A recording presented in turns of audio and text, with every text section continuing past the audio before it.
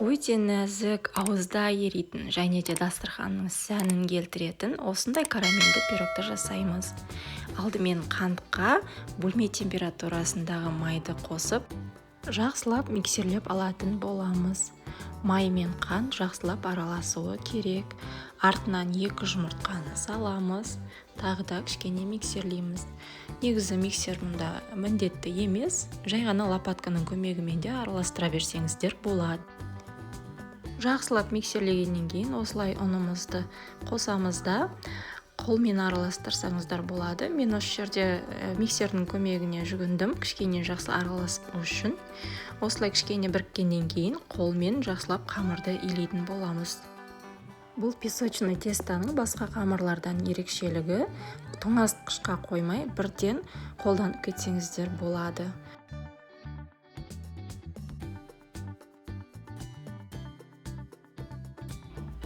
Енді пирогымыздың салмасын дайындаймыз. Ол үшін бізге 410 грамм қаймақ керек болады.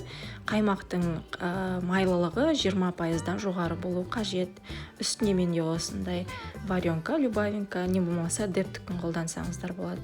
3 желаниянікі де жарай береді. Одан кейін үстіне 2 жұмыртқамызды қосамыз. Кукуруздық крахмалды қосу керек болады. Міндетті түрде кукуруздық крахмал болсын. Не болмаса ұн қоссаңыздар да болады. Менде блендер болғандықтан блендердің көмегімен бәрін біркелкі етіп араластырып алдым. Егер де сіздерде блендер болмаса, онда варенканы бөлек езіп алуларыңыз керек болады. Сонда түйіршіксіз бәрі біркелкі масса болып шығады.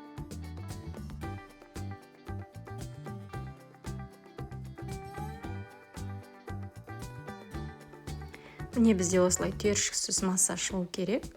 Енді салмасын шетке алып қоямыз да қамырымызды жайып шығамыз.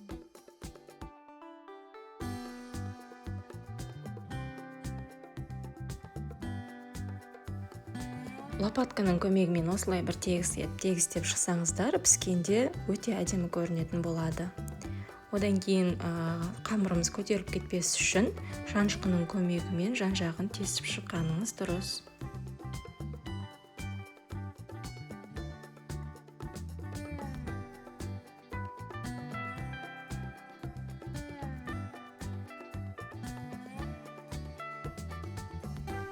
Салмамызды салып болғаннан кейін алдын ала 150 градуста қыздырылған пеште 1 сағат пісіріп алатын боламыз. Балаларым осы дайын болған пирогты тесіп үлгеріпті. Енді оны жасыру мақсатында мен кокос стружкасын қолданатын боламын.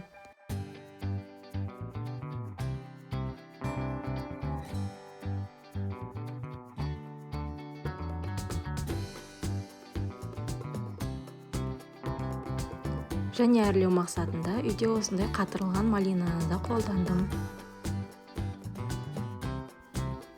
Біздің пирогымыз дайын, ешқандай тесілген жері байқалмай қалды. Қараңыздаршы, өте нәзік, өте жұмсақ пирог. Бұл пирогтың басқа карамельді пирогтардан ерекшелігі 5 сағаттап тоңазытқышта ұстамайсыздар. Бар болғаны суығанын күтіп, осылай кесіп шаймен іше беріңіздер. Аз болсын.